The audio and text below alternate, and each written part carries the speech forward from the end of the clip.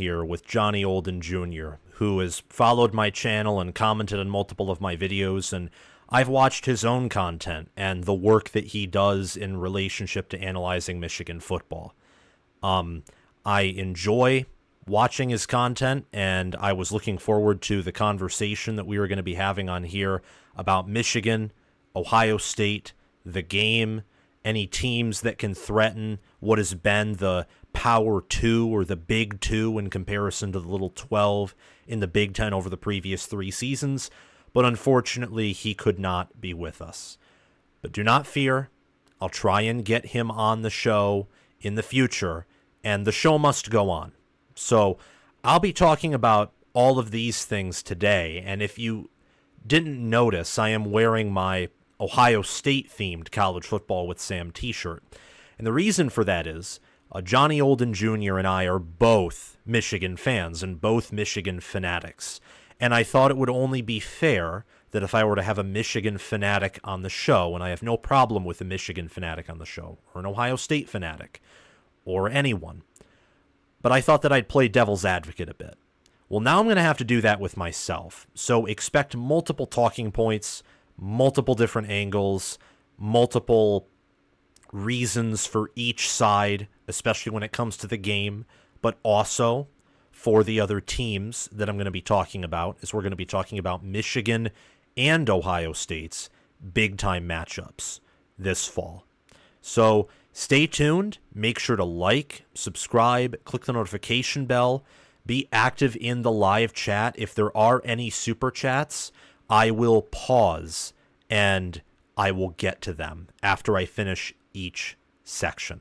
So thank you all for your patience and your support, and let's dive in. So what I want to talk about first is each of these teams, because they're both blue bloods. They're both, in my mind right now, top 4 programs in college football. This is in the here and now. This is not in the future. This is not in the past. This is just in the present, here and now. They're top 4 programs. Ohio State, over the previous 3 seasons, has had a 33-6 record, and they've overall had a 24-3 record in Big Ten Conference play. Michigan, over the previous 3 seasons, went 12-2, 13-1, and 15-0. They have had a 40-3 overall record, and they have had a 26-1 record in Big Ten Conference play. Few programs across the country could achieve what Michigan and Ohio State have achieved over the previous 3 seasons, let alone in their history as coveted college football programs. We all know this. But what about their teams this season? Because whether it is John Cooper, whether it is Earl Bruce, whether it is Rich Rodriguez or the treasured Brady Hoke, we all know, or more like the meme of Brady Hoke, never wearing a headset, we all know that some things can fall apart, even if they're great. You all know the car that you own that worked great and was awesome until it wasn't. Same with your phone that was great, that was awesome, and then it wasn't. I actually have a story where I bought a Samsung, a new phone of mine, great camera, great specifications, got it for a good deal from a reliable seller that I have used and continue to use for purchasing my phones. Just before the 30-day warranty, the 30-day return policy expired, the phone bricked. It went dead. The phone was awesome until it wasn't. And you never, ever know, whether in life or college football, what could hit you, and what could hit you very hard. I don't think that any of these programs are going to be hit that hard in 2024, though. Whether it's talking about Michigan and being hit hard by the NCAA, which crickets, and also hearing what Pete Thamel said about how that's unlikely, or Ohio State or Michigan roster-wise. Both rosters are still loaded. Ohio State returns more starters, more returning production. They look to be the better team this year, per the analysts. We'll have to wait and see how that all pans out. But Michigan does have still one of the best rosters in college football. I want to start off with Michigan, giving a brief little preview on the Wolverines. And Really, all it needs to be is brief, because Michigan loses 60% of their production from last year. They lose, 17 starters on offense and defense. They also lose kicker James Turner, very underrated loss, one of the better kickers in all of college football last season. They lose their head coach, Jim Harbaugh, their defensive coordinator, Jesse Minter, Mike Elston, the D-line coach. Chris Partridge was fired, gotta say middle late last season, but still counts as a loss in my mind. Linebacker coach, Chris Partridge. Defensive backs coach, Steve Clinkscale. You also have to remember that Mike Hart is no longer with the program as running backs coach. He was not retained, but still counts as a loss again. Ben Herbert is gone. Jay Harbaugh is gone. Michigan lost double-digit numbers in terms of starters and also in terms nearly of coaches. That's a lot of turnover for a program. I don't care how big they are, how small they are, how much funding they have, lack thereof, whether they are a blue blood program or not. That's a lot of losses. Michigan realistically is going to take a step back. It's inevitable. 15-0 with nearly a +4 down touchdown margin of victory per game. One of the more dominant teams of the 21st century. 13, so 10-3. 13 NFL players are gone. And many others tried their hand in the NFL, were inviting to training camp or signed as undrafted free agents, and whether I don't know exactly how many of them are still with NFL teams or not, because I don't follow the NFL that much. I just enjoy college football that much more. But they're going to take a step back. There's no doubt about that. And anyone who says that this team, the 2024 Michigan Wolverines, will be like last year's team, I think is being intellectually dishonest. In fact, I would say that Michigan will probably not be as successful as they were in 2022. We all remember TCU versus Michigan in the Fiesta Bowl because that was the final game of the season, but people forget how dominant Michigan was against Ohio State in the second quarter when they game controlled them to death. They forget how Michigan was dominant, period, in the second half that year. Second half for Ohio State. Maybe I said second quarter. They forget about the Penn State game where Michigan ran for 400 yards, or against Michigan State where Michigan was held to multiple field goals and still won by 22 points. Part of that was because Michigan State was bad, but also Michigan was just that dominant, especially in between the 20s, and that consistent with their ground game, that they could just kick a field goal, rely on their defense to get a stop, and slowly constrict you to death. Like a boa constrictor. Like an anaconda. Michigan this season, at best, you're probably going to look at a team that is somewhere in between the level of the 2021 team and the 2022 team, or at best, like the 2021 team, which, don't get me wrong, was a near-elite team, and maybe in this season of college football is elite. Relative to the average college football team, I think this year's going to be a down year. And if Michigan is in between the 22 and 2021 team, then they can be elite. But you're going to be in that area. There's going to be a step back from 23, and in 2022, comparing that team to this team, 2022 was much more loaded at quarterback, running back, better offensive line, better receiver talent. Tight end probably would be similar, but I'd lean 2022 Michigan a bit.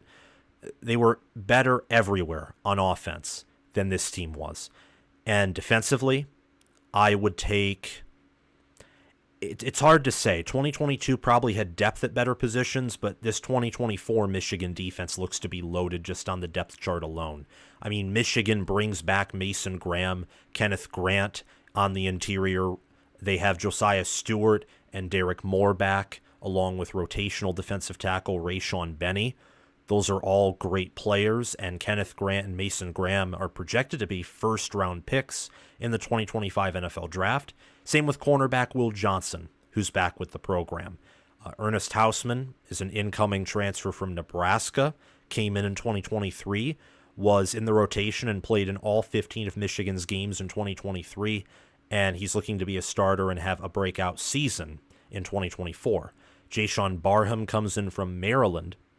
He's projected to start at middle linebacker for the Wolverines, was a freshman All-American in 2022, he's had a handful of sacks each season. He should be a big-time contributor.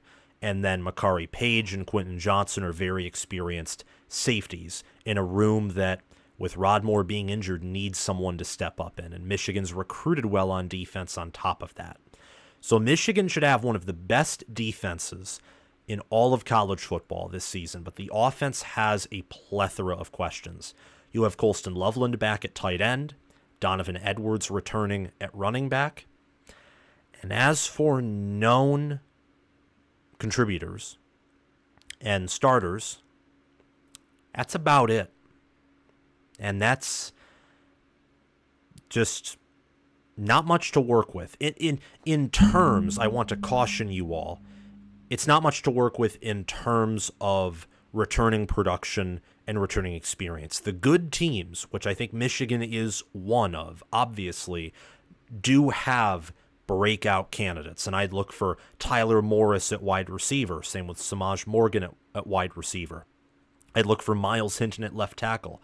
Heck, the entire offensive line. Greg Crippen at center, Josh Preby at left guard, Giovanni El-Hadi at right guard, Andrew Gentry at right tackle, Marlon Klein, second tight end spot along with Colston Loveland, Alex Orji at quarterback, and Max Bredeson's been with the program for a while, and he's still here as a reliable blocker, traditionally in the fullback position, can also be a tight end blocking in that unit.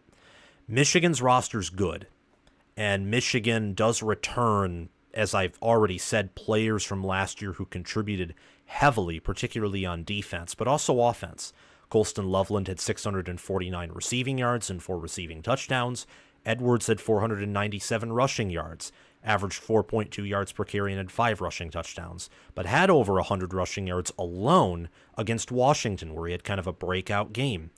And on defense, Josiah Stewart had 5.5 sacks, Derek Moore had 5, Kenneth Grant had 3.5, Mason Graham had 3. Grant also had 4 passes defended, an interception, and a fumble recovery. Mason Graham had a pass defended and a forced fumble and a fumble recovery. Derek Moore and Josiah Stewart each had 2 passes defended and over 30 total tackles. And Will Johnson, he had a pick 6, 4 picks overall, 4 passes deflected, and nearly 30 total tackles. So, yes, Michigan will take a step back, but Michigan is also a team that has a highly potent, high-octane roster. And with Wink Martindale as the team's new defensive coordinator, Sharon Moore hired him and brought him in and made him one of the highest-paid DCs in all of college football. He's blitz-heavy. He's the architect of Michigan's 4-2-5 Ravens-style defense, which Mike McDonald and Jesse Minter commanded. I think that he will, at least this season, be a great fit with the talent that Michigan has up front and also in the secondary. Lou Esposito, Michigan's defensive line coach, was great at developing players at Western Michigan, like Andre Carter, for example, and Braden Fisk, who were successful at Indiana and Florida State, schools they transferred to. And I think that he'll work wonderfully with superior talent at Michigan. On the offensive side of the ball, Grant Newsome was promoted to the offensive line coach. He did well as tight ends coach. Michigan hired, really poached, former Ohio State running backs coach Tony Alford, and I think that he will do a miraculous job with Benjamin Hall, Donovan Edwards, and Kalel Mullings, along with Cole Cabana and others in that running back room. I can't wait to see what he does. And Kirk Campbell, from what we know of now, at least did a good job of coaching J.J. McCarthy. A lot of these coaches, the verdict is out on them whether they're elite or not. I'd say outside of Esposito, I think he's very proven with what he did at the lower levels, and maybe Grant Newsome. Also add in Tony Alford there. Really, Alford and Esposito are up there in terms of development. But it's a new staff, a new roster. There will be a step back. The question is, how far of a step back? I think Sharon Moore and Michigan have to win 10 or 11 regular season games for this season to not be a disappointment. I think 9-3, which likely means losing to Texas, Oregon and Ohio State would be, it really would be disappointing given all the talent that Michigan has, the fact that Oregon and Texas are at home, the fact that Michigan, I believe, has the potential to still match up favorably with Ohio State. You have to go better than 9-3. If Michigan wants to be an elite program, if they want to live up to the expectations that come with being a blue blood, 10-2 or 11-1, I think, is a requirement. And also, getting back to the college football playoff and winning a college football playoff game. And with the playoff expanding to 12 teams, a 10-2 or 11-1 Michigan playing from a preseason perspective, but I think Texas, Oregon, and Ohio State will all be anywhere from near elite to elite teams this year. Playing those three teams and beating one of them and beating all 9 of the other teams you'll be favored to beat will guarantee you a playoff spot, even at 10-2. And an 11-1 Michigan for sure is reaching the playoff, if not going to Indy. And if they don't go to Indy at 11-1 due to the new tie-breaking system, well, they'll get a home playoff game in the Big House in December. And they're probably winning that game, being that Michigan is not only at home, but also built to play in cold weather. So I think 10 or 11 regular season wins, really just double-digit regular season wins, and at least a playoff victory is what Sharon Moore needs to do to have a successful season.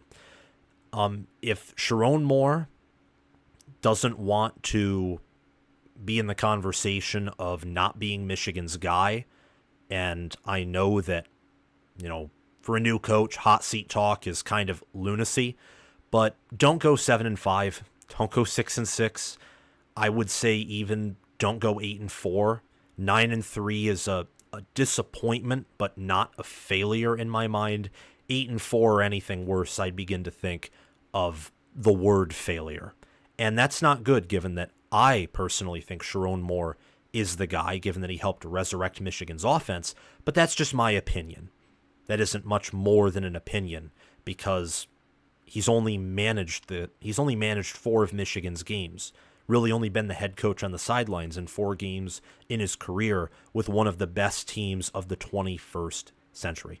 So we'll have to wait and see with how he does and how the Michigan Wolverines do this year, as with every team. But I think Michigan will be a top 10 team for sure, and I'd lean towards saying also a top 8 team, top 6, even top 5. And I said top 8 because the top 8 teams in the college football playoff, and most of them will be the top 8 teams in college football outside of the Big 12 and maybe ACC champion, those teams will get either a bye or they'll get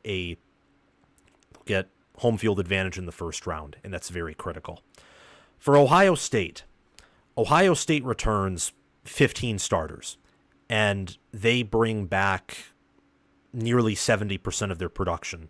They bring back their head coach, their defensive coordinator. They brought in Chip Kelly as the offensive coordinator. You know who they got rid of him to make that spot available? Because you only have a limited amount of coaches that you can hire.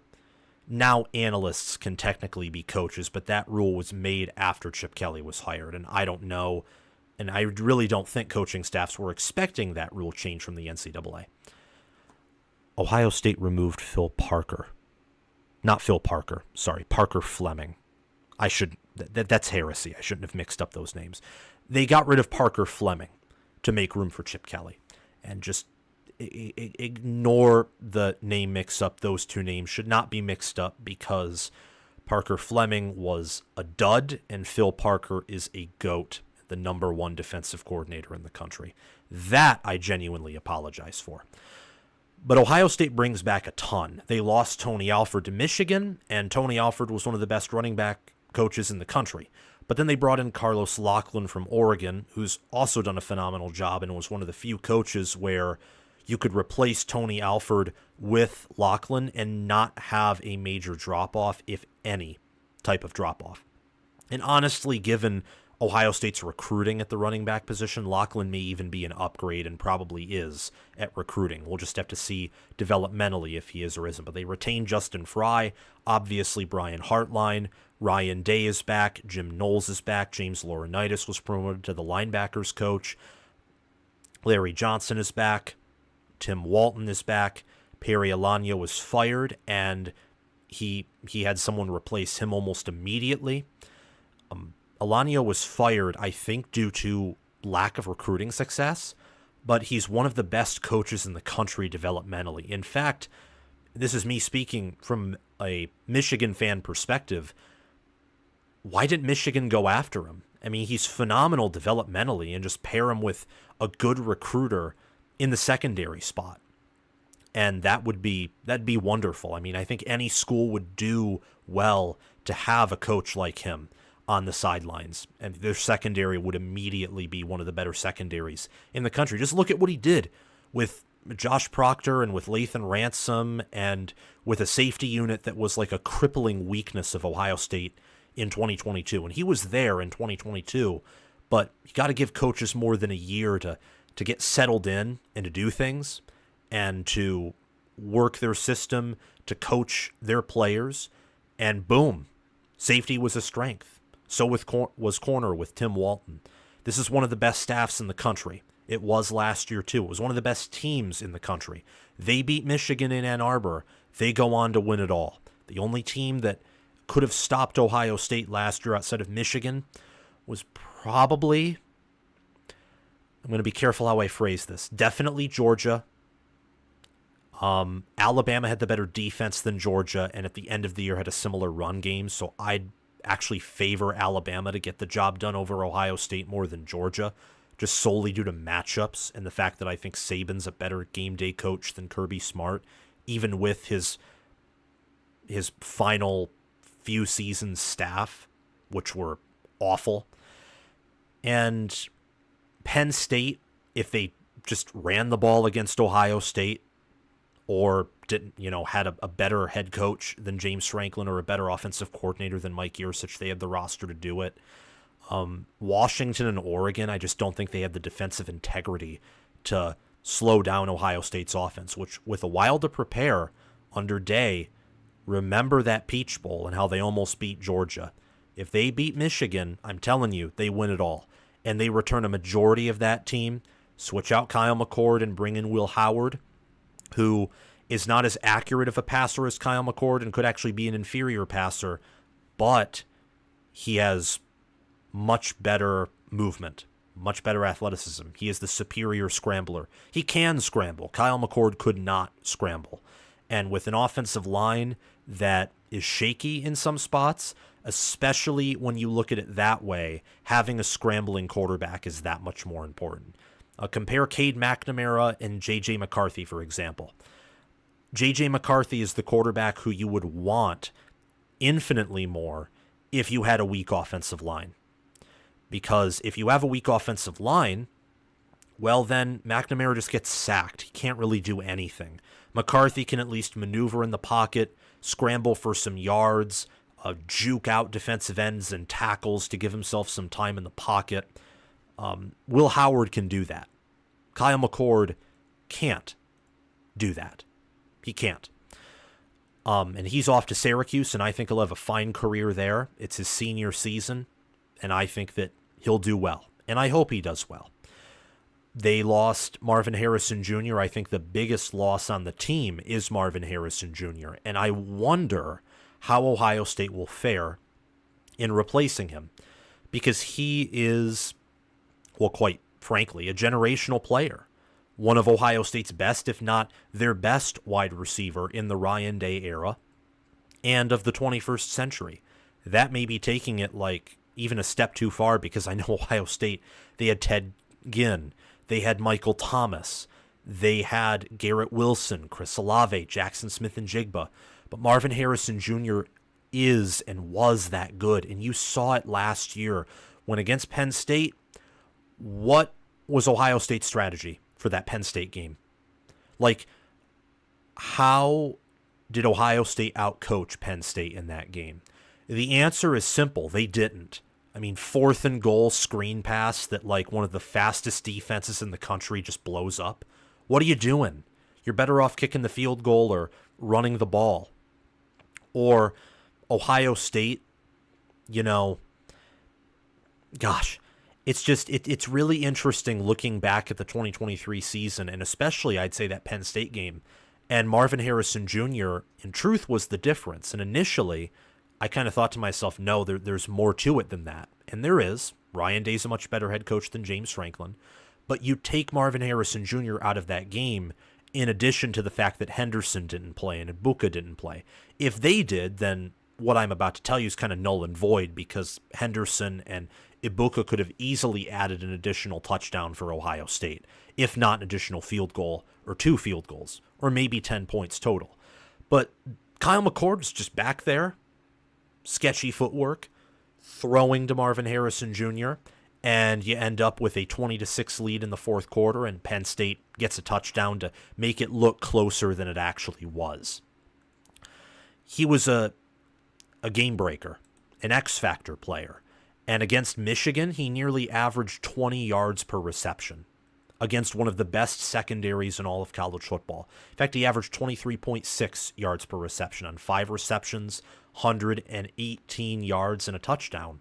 Against Penn State, he had 11 receptions, a season high for 162 yards. 1 yard shy of his 163-yard game against Maryland, which was his season high in receiving yards. He'll be missed. Emeka Egbuka, if healthy, is not as good as Marvin Harrison Jr., and maybe Jeremiah Smith is. Some have even said that he is already better than Marvin Harrison Jr., believe it or not. But I'm going to have to see that before I believe it, because quite frankly, right now, even though I think Jeremiah Smith is an All-American, I don't believe that he's as good as Marvin Harrison Jr., and he'll probably have some freshman moments, I think, to a certain degree. That's inevitable even with a player as good as him. It's the same thing with Dylan Raiola at Nebraska, by the way. It was the same thing with Aiden Childs at Oregon State last year, so on and so forth. Even the most talented players, as young as they are, same thing with Caleb Downs at Alabama.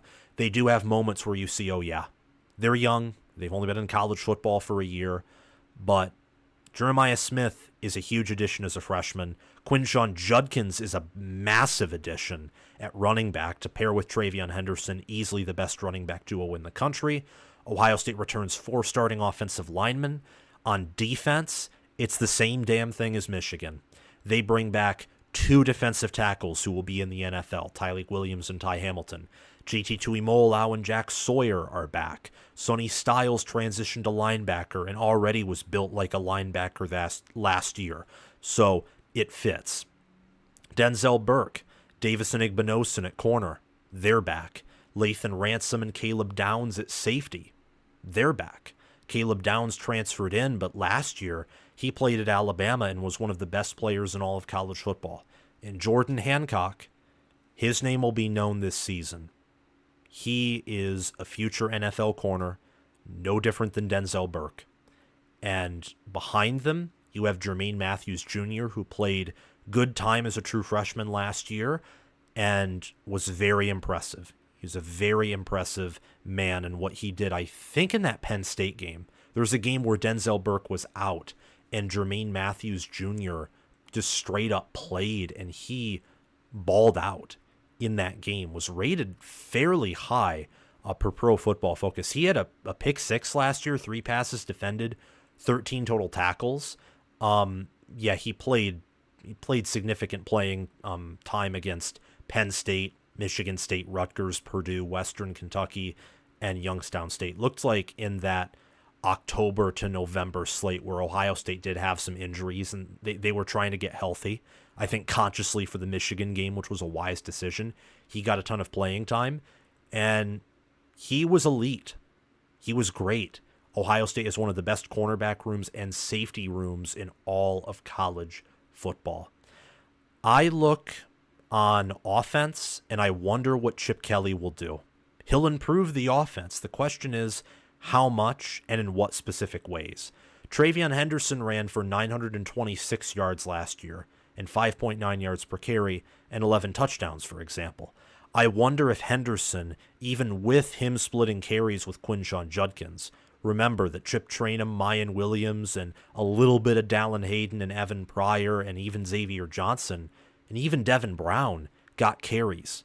I wonder that even if he splits time with Judkins, especially with the additional games that Ohio State could play in. Can Henderson cross 1,500 yards, average around 6 yards per carry like he did last year, and heck, maybe even get like close to 15 rushing touchdowns? A Chip Kelly offense, especially if the offensive line improves, and a passing unit that's still going to be threatening, could produce those numbers for a player as good as TreVeyon Henderson. On defense, Ohio State's pass rush has struggled at times, but Jack Sawyer and JT Tuimoloau combined for 11.5 sacks last year. Tyleik Williams had 3. There's a very good chance that if Jim Knowles just gets a tad more aggressive on defense, their defense was very conservative last year, that you could see the Buckeyes put up over 40 sacks. They had 28 last year. I think they had like 6 against Missouri. It was a very impressive performance in that bowl game by the defense. The offense just didn't come up. They came up very shorthanded. And I'm excited to see the pass rush, the defense as a whole, the offense for sure. Compared to last season, I don't think it's a given, actually, that Ohio State gets better. But I think it's a given that they won't be worse. I hope that makes sense. There's a chance that Will Howard is worse at passing the football than McCord, and that combined with a drop-off in the wide receiver room and at tight end, G. Scott Jr., Will Merrick, Jelani Thurman, all respect in the world to them, they're not Cade Stover.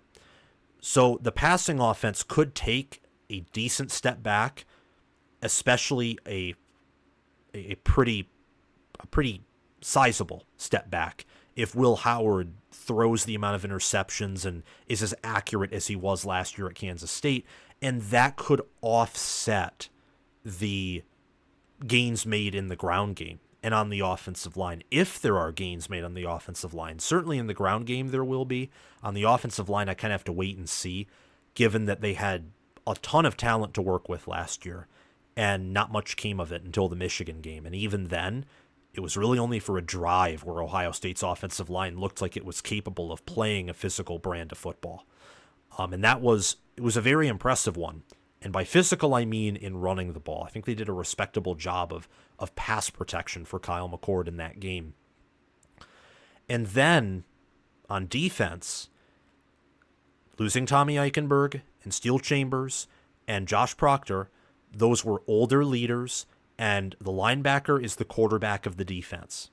And Cody Simon, I know, is a leader. I know that he has already stepped up in a variety of ways. He's just named one of the team captains for Ohio State. But what about Sonny Styles and what about CJ Hicks? What do they bring? And when you have a defense as good as last year's Ohio State defense, there's always a chance that for whatever reason, whether it's an injury or whether it is, I don't know, just maybe an additional busted play or 2 or 3, you could end up having a similar or worse defense, even when you return as much as you do. I mean, that's kind of the thing with Michigan's defense, and they return a lot less. Is Michigan could have a defense close to last year's. They could.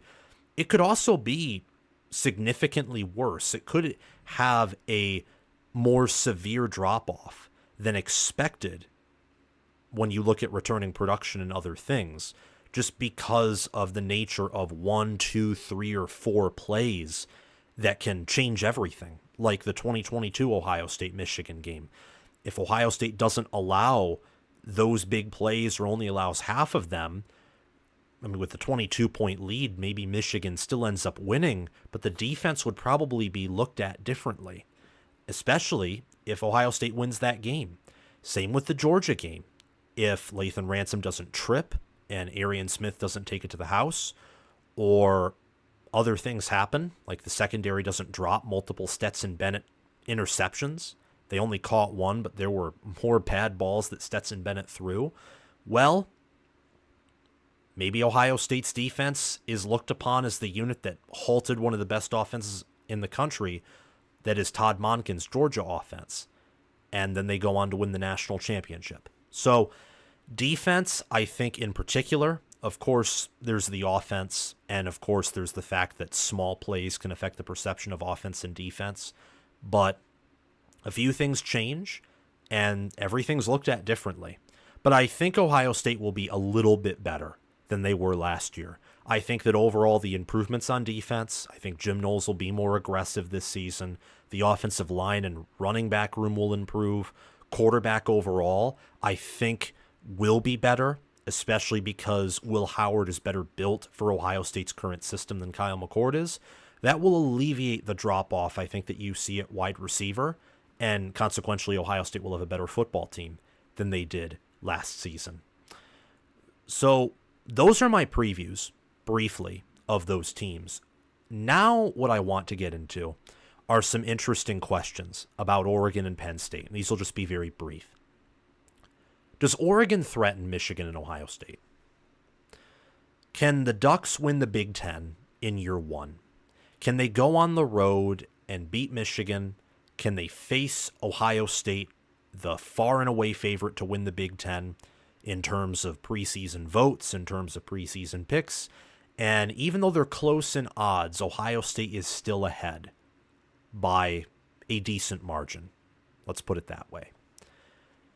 Is Oregon a threat to these teams? Well, I think the answer is yes. But let's play devil's advocate a little bit. This will be fun. What about Oregon's adjustment from a strength of schedule last year that was outside of the top 50? Or if you look at sportsreference.com instead of ESPN, it's outside of the top 40.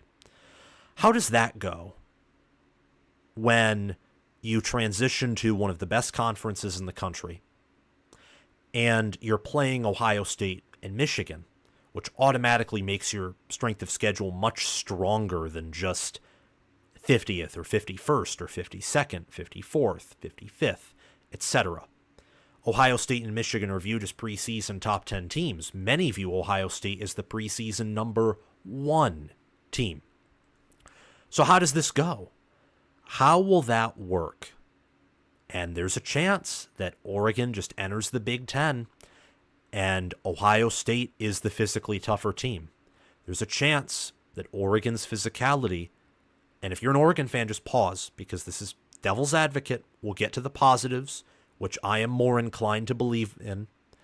There's a chance that Ohio State plays Oregon, and Ohio State just physically kills them, mauls them, just tears them apart. Instead of the Buckeye being cracked by the Nutcracker, the Buckeye uses the Nutcracker to crack and shave the duck, and then eat it. It's a pretty weird image of a Buckeye with, like, teeth. Like a Buckeye that kind of looks like Pac-Man just consuming a duck and killing it. There's a chance that that happens. There's a chance that that also happens on the road against Michigan, where the Wolverine tears open the duck and consumes its carcass. There's also a chance that Wisconsin and Luke Fickell, who are the Badgers, so I won't be making another animal-on-animal violence analogy, that the Badgers, with a strong offensive line, with a defense that's commanded by one of the best in the country in Mike Tressel, that they could do damage. I mean, don't kid yourself. Oregon can go 10-2, 9-3. And 9-3 is really what I'm talking about here in terms of the devil's advocate. Because I think 10-2 Oregon, losing close games to whatever combination, more likely whether it's Ohio State, Michigan, or Ohio State, Wisconsin, or Michigan, Wisconsin, they're still beating one good Big Ten team, because Wisconsin is going to be good. If they beat Michigan or Ohio State, it's one of the Big Ten's elite or near elite teams.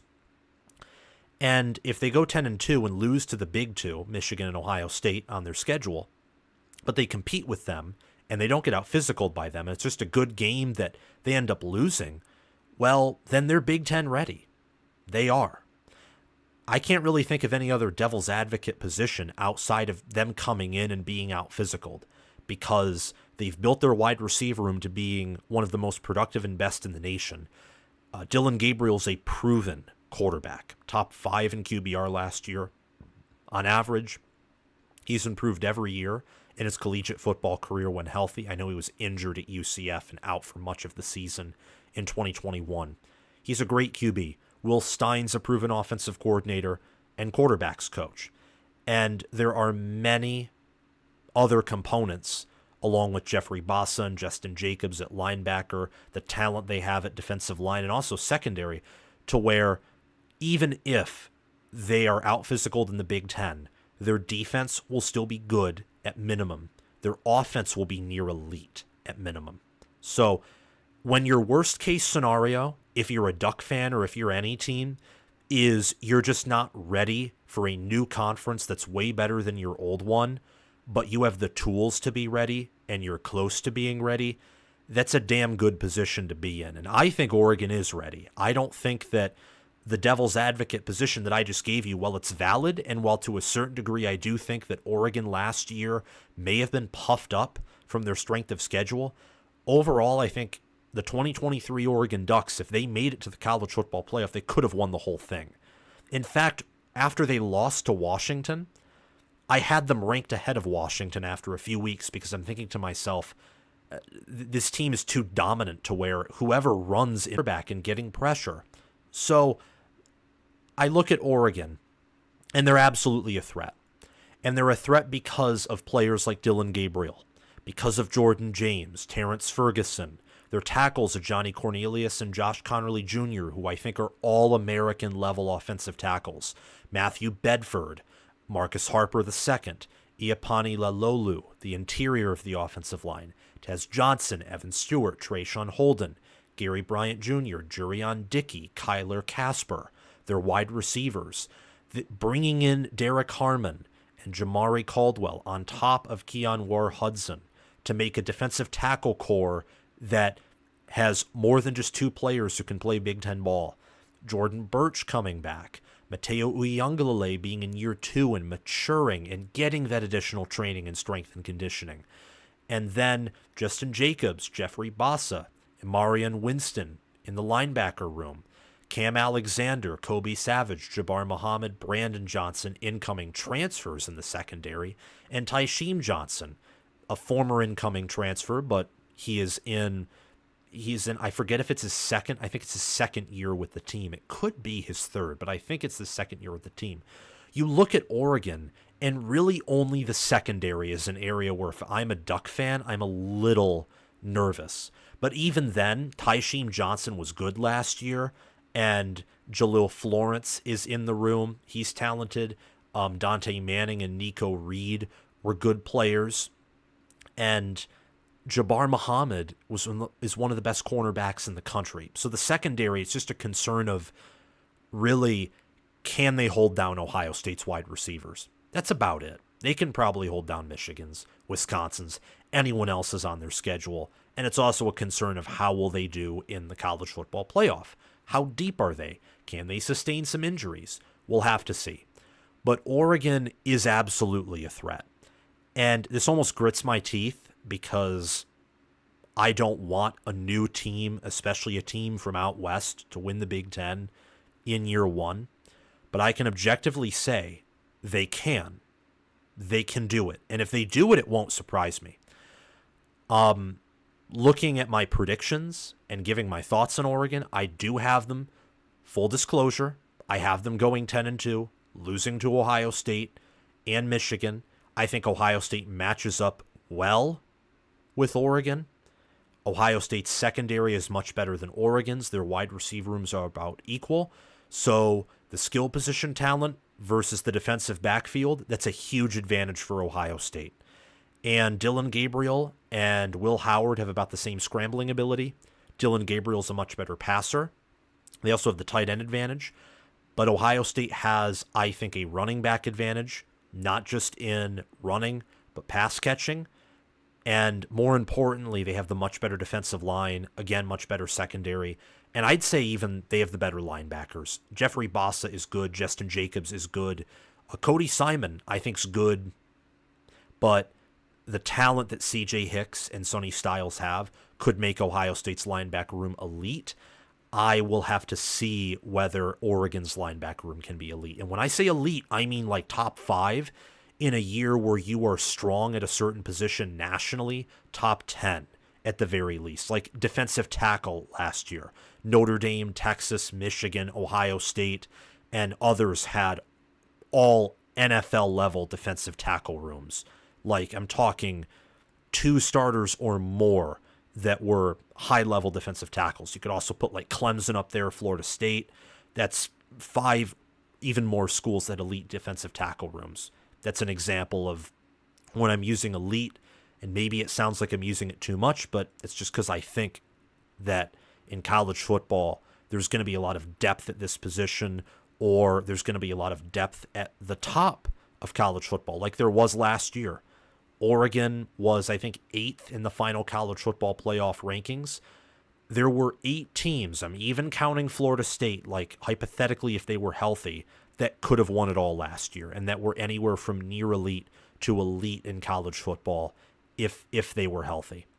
Which is a big if, because injuries happen. But yes, to circle back, Oregon is a threat. They can beat Michigan. They can beat Ohio State. They can capture the Big Ten. And that's about it. I mean, if Dan Lanning does that in year 1, he solidifies my opinion of him that he's a top 10 head coach. And I think that Oregon will win the Big Ten under Dan Lanning at some point, and they will win a national championship. The reason I don't have it happening this year is I think Dylan Gabriel's a downgrade from Bo Nix. I think the interior of the offensive line will suffer a little bit from the loss of Jackson Powers Johnson and others. The wide receiver room with Evan Stewart transferring in will reload. And with the defense, it's just the secondary will probably be the same as last year, more likely a little worse. And with the front on defense, Derek Harmon and Jamari Caldwell are good.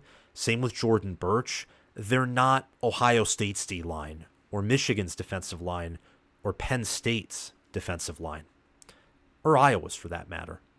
Is Penn State a threat to Michigan and Ohio State? This one is more controversial, but like with Oregon, I'm going to say yes, they are. And the reason for that is a little different than Oregon.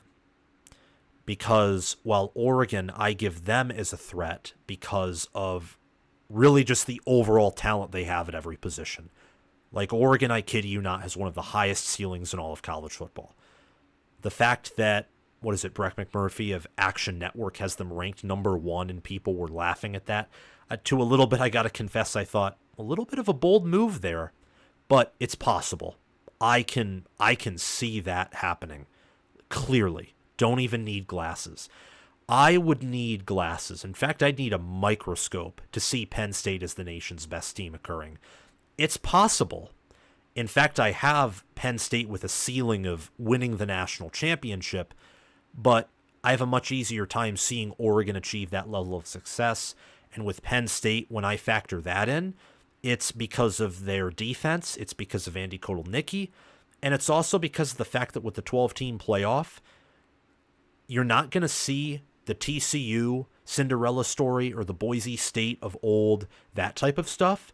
But you could see like kind of a Walmart Cinderella story where a team that is top 4 or top 5, top 6 that has depth that could play on the level of the nation's best team any given Saturday, that they survive and advance. And let's say the teams that match up well with them or the number 1 team goes down in an upset to another good team in the semifinals or second round, and then they just advance on and win it all.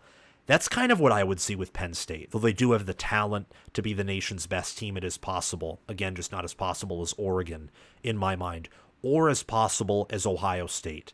With Michigan and Penn State are kind of in that boat where they match up very well with the nation's best teams because of their defensive line play, especially with Michigan due to their reputation and development on the offensive line. Penn State's recruited well on the offensive line too, so they could bust that out as a non-negotiable this year even with their losses. They're teams that punch well above their weight in terms of talent, and I think that James Franklin, as I've already discussed, is going to break through this year due to the fact that he's a good head coach. I don't think he's elite, near elite, or even great, but he's good. And he's built an elite staff. I think that's something James Franklin's actually good at doing, is building a staff that is one of the best in college football. And he has that this season, much like he did in 2017. And with the talent that Penn State returns, they bring back about 70% of their production, similar to Oregon and Ohio State. I think that they can make some noise, and I think they will. But let's play devil's advocate. Devil's advocate says that James Franklin cannot win a big game, that it's ultimately impossible. It's not going to happen. He is he's only won 3 games against teams that finished inside of the top 10. And he has over 20 losses against teams inside of the top 10. He is winless against Ohio State and Michigan post-COVID. He is winless against Michigan teams or Ohio State teams since the Ryan Day era began that are inside of the top 10. He just, quite frankly, can't win a big game to save his life. He can't do it. So what makes you think that he can break through this season? What makes you think that? That's devil's advocate position number 1. Number 2 is the fact that who are your wide receivers? Julian Fleming's there, sure, but Julian Fleming, newsflash, has never really been healthy. And outside of him, what? Harrison Wallace III? Caden Saunders? And who's the quarterback? I mean, we know that Drew Aller's the quarterback, but who's the great quarterback? Is there a great quarterback? And that's what I'm looking to see. That's what I'm looking at. That's what the college football world is looking at. And that's the non-negotiable. I hope you see why it's, I think, obvious that Oregon has the higher ceiling than Penn State. Another non-negotiable for Penn State. This is third. Oregon has 1. I think Michigan, and I didn't mean non-negotiable, sorry. This is the devil's advocate position. Penn State is 3. Michigan, I think, has 2, maybe 3. Oregon has 1, maybe 2 if you want to split the defensive line from the potential lack of physicality. Ohio State only has, 1 or 2. When you look at,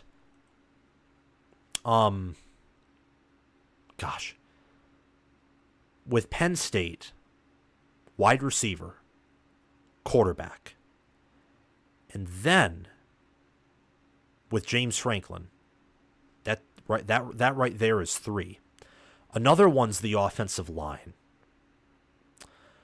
And I would even say the defensive line, perhaps, because Penn State last year had a pretty damn good defensive line, but they were not at the level of Michigan. And there's a very good argument that it was an inflated defensive line statistically by the fact that against Michigan ran for over 200 yards on them, and against Ohio State, one of the next best rushing offenses they would play, they didn't have Travion Henderson in that game. They were dinged up badly at running back. The Buckeyes were against Penn State. And I think that argument is a little baloney, just a little. There is some truth with it, though, because Michigan did run for over 200 yards on Penn State with basically no passing offense. But overall, I think they were great on the D-line. The question is the O-line, because Penn State lost Olu Fashanu and Caden Wallace. And they also lost center Hunter Norzad. And they had a good offensive line last season, but it was not at the level of Michigan's, especially when you look at Michigan's college football playoff run and the offensive line that they showed out there. It was not at the level of Georgia's O-line or Washington's or Oregon's. And because of Mike Yurcich and James Franklin being Mike Yurcich and James Franklin, I don't think it was a properly utilized offensive line. I think if you took that offensive line and plopped it into Michigan, like all those players and recruits, I think it would have been one of the nation's best, and I think it would have been fairly obvious from that last season. But you look at... Am I live still? I'm live, right? Can you hear me, guys?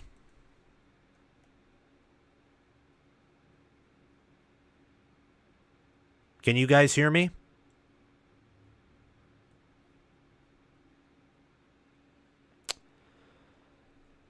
Can you all hear me?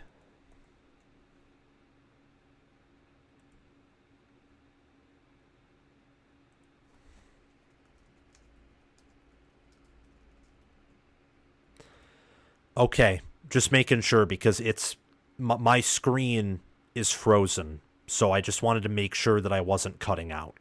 But thank you all for responding. Anyway, with with that being said, and I'll get to your super chat, Chris Lane. I saw it. I just wanted to get through this section and then I'll get to it. Thank you for the $5, by the way. I really appreciate it, and I am gonna get to it.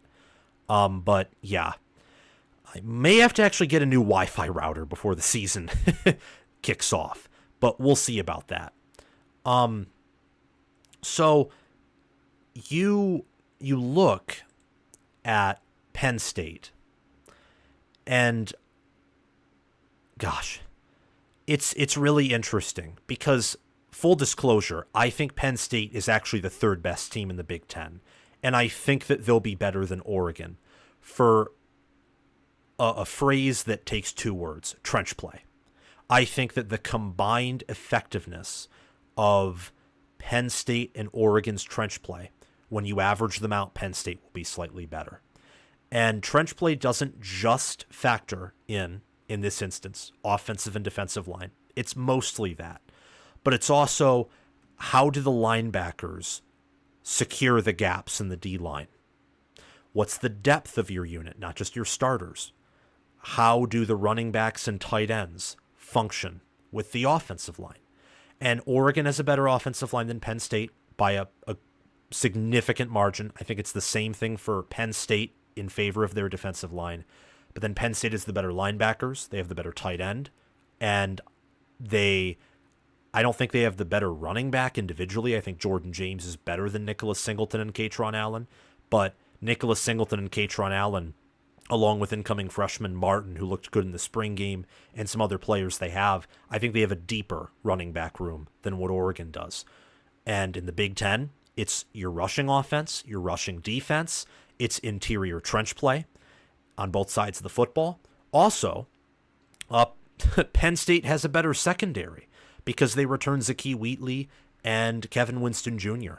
Oregon's main advantage and non-negotiable is their quarterback and wide receivers, along with their offensive line and running back. But as with their defense, there are some questions there.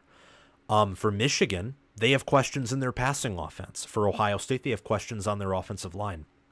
Penn State's this weird team in that they have more reasons than any of the three to not believe in them, but they also, outside of wide receiver, do not have this crippling weakness, or even the potential to have a crippling weakness at any position outside of wide receiver. Like Ohio State could be weak enough at O-line, and even quarterback for that matter, that those could be crippling weaknesses. Michigan, wide receiver and quarterback, you could even say their offensive line with the quarterback and running back be as weak as they are, make it so that Michigan's offense is just very ineffective. For Oregon, it's defense. It's the secondary. It could be defensive line and linebacker to where, yes, those units are good, but they can't stop great rushing offenses. And for Penn State, it's wide receiver. It could be quarterback, but come on.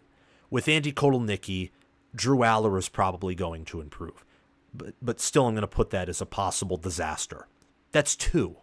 Their defense in every position is going to be anywhere from great to elite. The O-line, with how they've recruited and the fact that they return 3 seniors on the interior, and they have a lot of younger players who are blue chippers, they're set for success in my mind. I think Penn State is absolutely a threat to Michigan and Ohio State.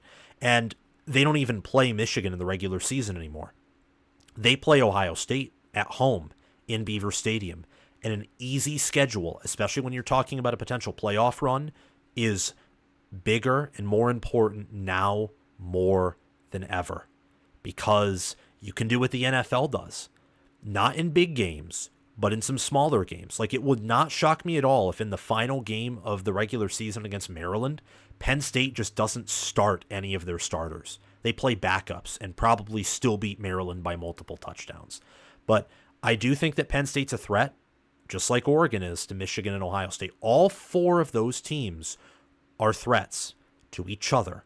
They are all within inches, perhaps millimeters of each other. Perhaps atoms. Is there a gap between my fingers? Anyway, so that's that. I wanted to talk about those teams. And before we continue, I want to take a look at Chris Lane's super chat. Thank you again for the $5, Chris. I really appreciate it. And I'm sorry it took me so long. And sorry not in the sense of like I did something terribly wrong, but I know you've been waiting, and I want to get to it. It will still be Ohio State and Michigan in the Big Ten. No chance that Oregon plays a part. It won't happen in year one here. Sorry, State College. I do find that interesting in a way that you say that. And the reason I do find that interesting is because you look at Oregon and Penn State, like I said, and the hilarious thing is I actually disagree with you on this one. I do think that Oregon and Penn State are a threat. But interestingly enough, I'm not really predicting it to happen. So like my prediction agrees with you, Chris, that it will still be pardon me. My prediction agrees with you, Chris. It will still be Ohio State and Michigan in the Big Ten. No chance that Oregon plays a part. It won't happen in year one here. Sorry, State College. The second and third sentence is really where I disagree, but that is from a power ranking standpoint. That is from a ceiling and floor, a potential standpoint. But really, we're talking about predictions here. And in the prediction sense, I do agree with you. I think that Michigan and Ohio State are the top two in the Big Ten. If there's any team that has a chance to pull away from this pack of four, it's, I think, obviously Ohio State.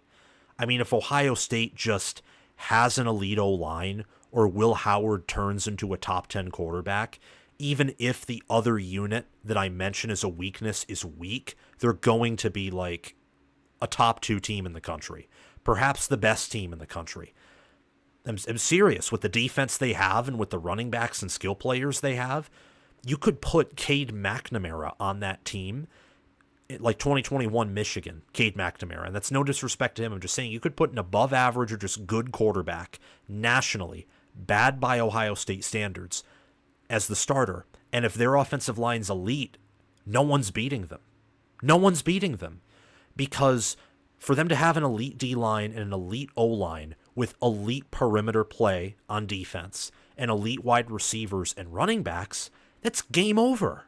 Georgia doesn't have the D-line to stop, to slow down an elite O-line. And other teams, most teams outside of maybe Oregon and Georgia and maybe Texas and Alabama will stop or move Ohio State's defensive line. So you have this impossible to overcome trench advantage if Ohio State just has an elite offensive line. It's the same thing for Oregon, by the way. If Oregon has an elite defensive line, they'll have a huge non-negotiable, a huge area that teams will have to avoid if they want to win or tactically attack it.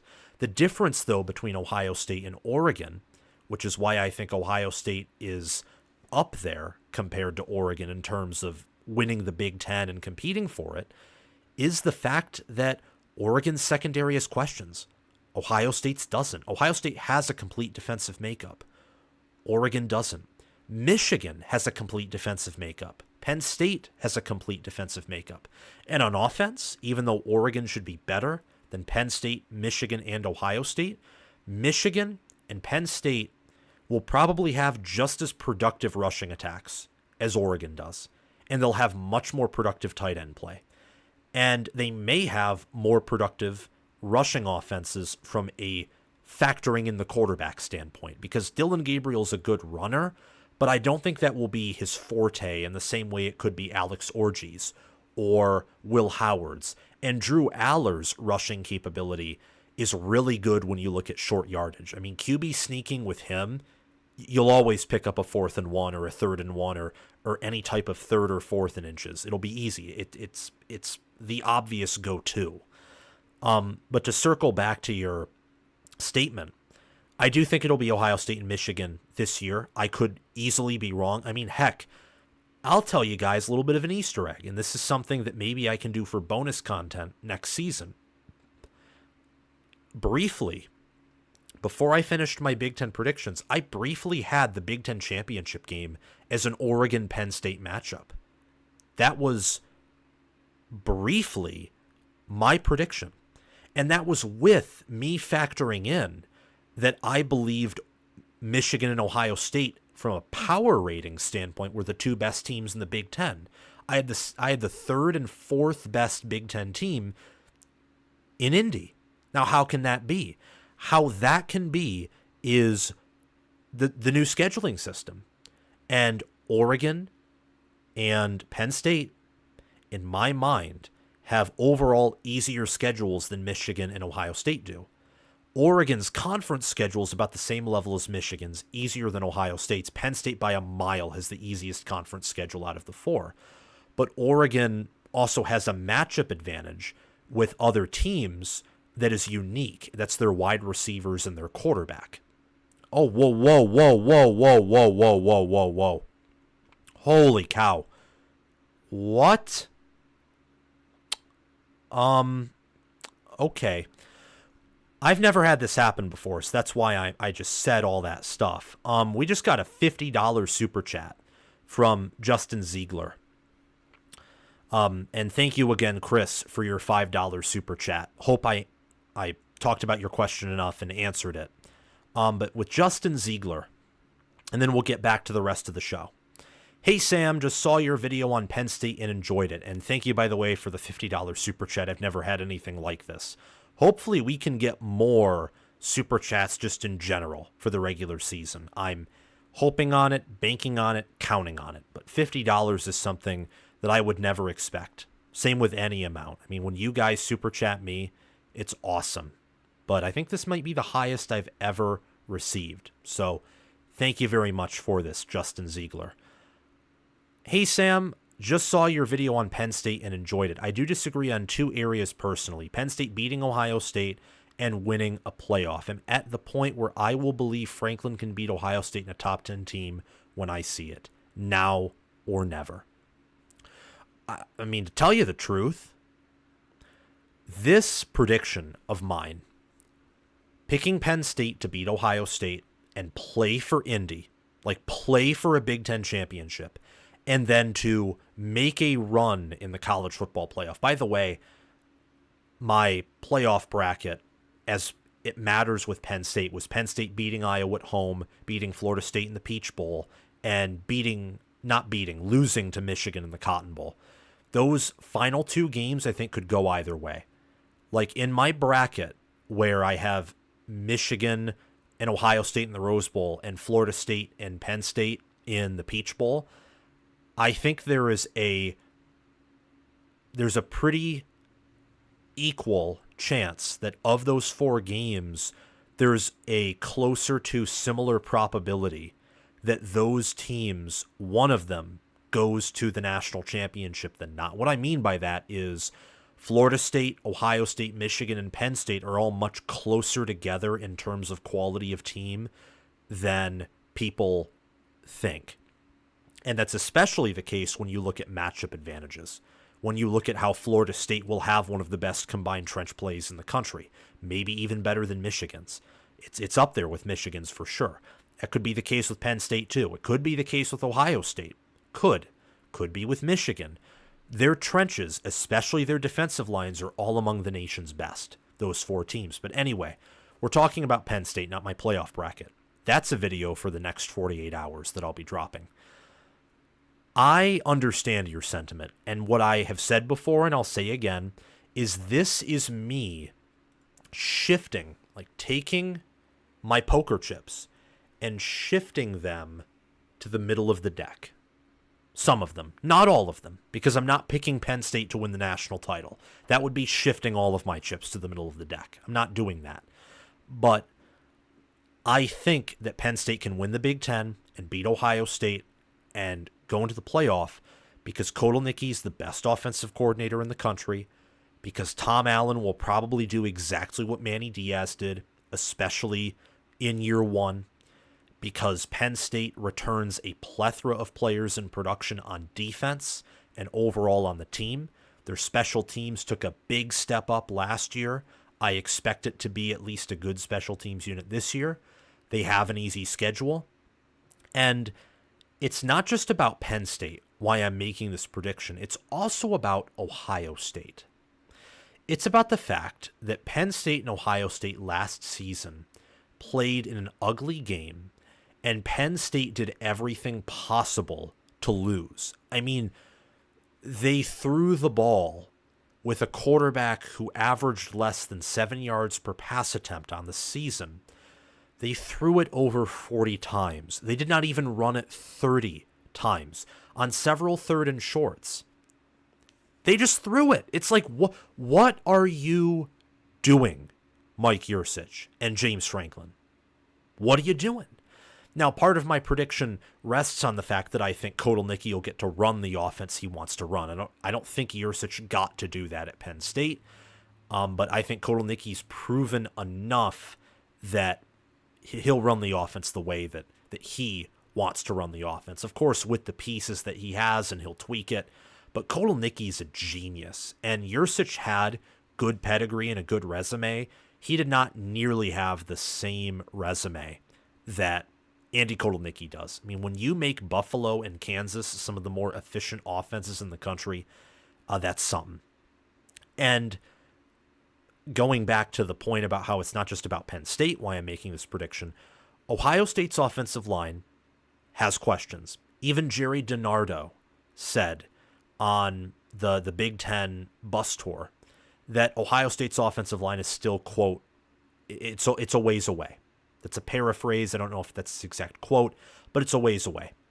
Josh Simmons, Josh Fryer were at times good last year, but they need to be more consistent. Donovan Jackson needs to be better. Center, this is another reason. This is actually one of the reasons I picked this prediction. I heard that Seth McLaughlin is still snapping footballs over his quarterback. Imagine what Beaver Stadium, or heck, Outson Stadium, imagine what loud stadiums will do to a player who struggles to snap the ball in pass blocking. It could be a disaster, and that has to be factored in. You have to factor that in because that's such a big thing. It arguably cost Alabama a national championship last year, or at least a Rose Bowl. I think that Alabama was an inconsistent enough team where Washington may have beaten them, and I probably would have picked Washington to win such a game. But it cost them a Rose Bowl, cost Saban a playoff win. It almost cost them the game against lowly Auburn with the Hugh Freeze and Peyton Thorne, and a team that, got blown out by LSU and New Mexico State and only beat Cal by 3 points.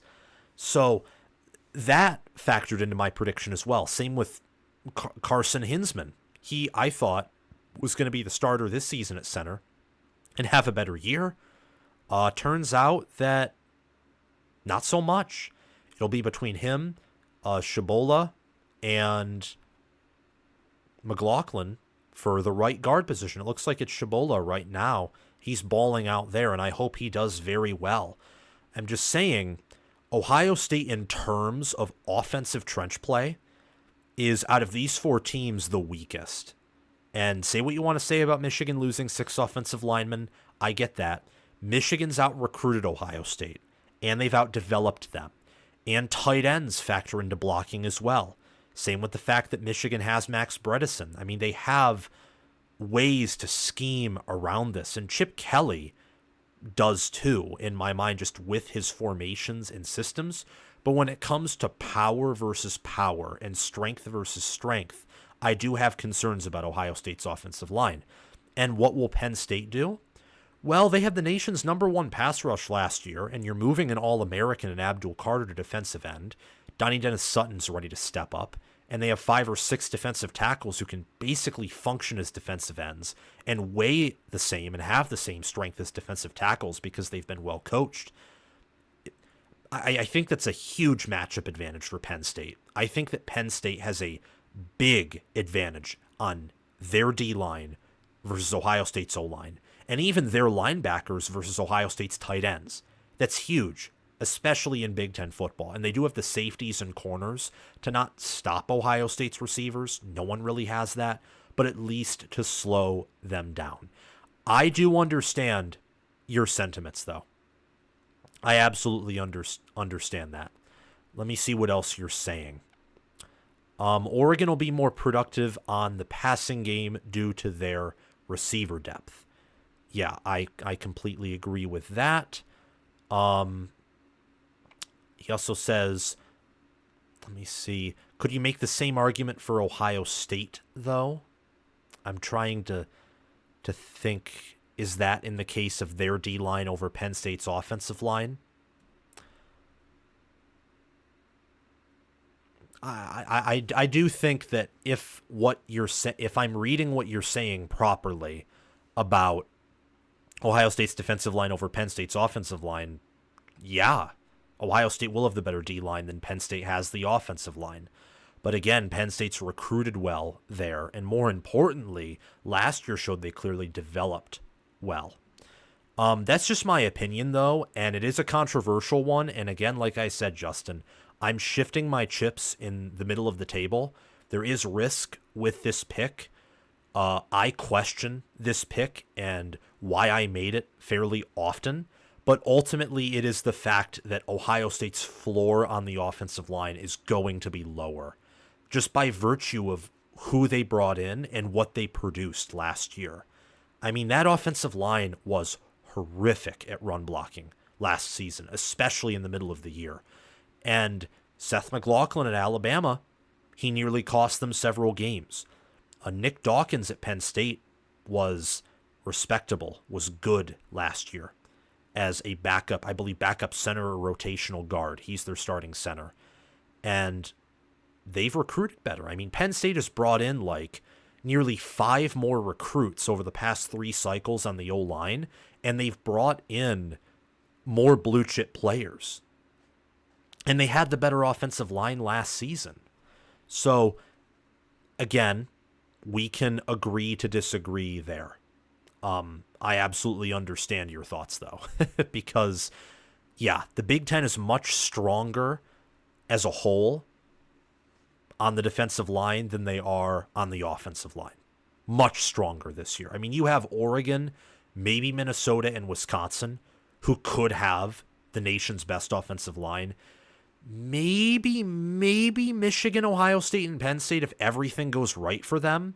But that's a stretch given all that Michigan lost, the fact that Penn State hasn't produced an elite O-line yet, and the fact that Ohio State hasn't recruited well, and they also brought in a player who definitely was not elite last year.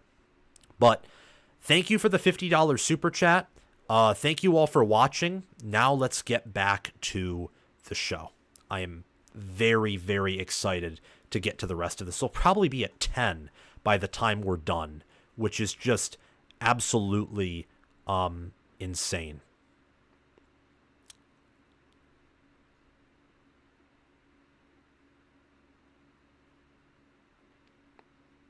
Okay.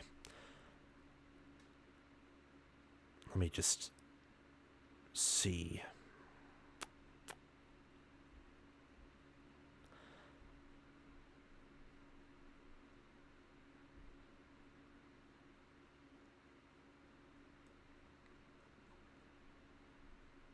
I'm checking in the chat. Oh. Okay. Justin Ziegler, thank you for the $5 super chat. Appreciate your thoughts, Sam. Keep it up. If Penn State needs to go to an SEC's home stadium like Bama or Texas, do you think they could pull off a win? I'm going to keep it short, and I'm going to keep it sweet. With Texas, yes, because I have questions about their defensive tackles and defense as a whole. With Bama, no.